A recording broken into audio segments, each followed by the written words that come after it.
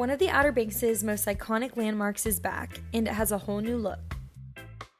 Nags Head Pier has officially reopened under new ownership after an extensive renovation, and we're taking you inside to see what's new.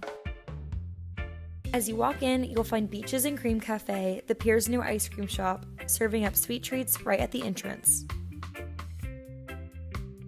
Pier House Cafe, the brand new restaurant, opens this Saturday, August 22nd. Head out onto the pier and you'll find the same classic ocean views that have made this spot a Nags Head favorite for generations.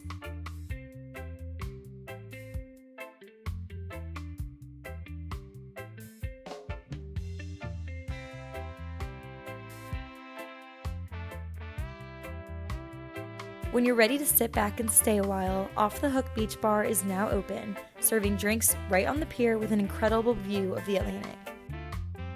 So whether you're here for a walk over the water, an ice cream cone, a cold drink, or a meal overlooking the ocean, there's a whole new Nags Head Pier waiting to be explored. We are so happy for Nags Head Pier in their new chapter. Check it out!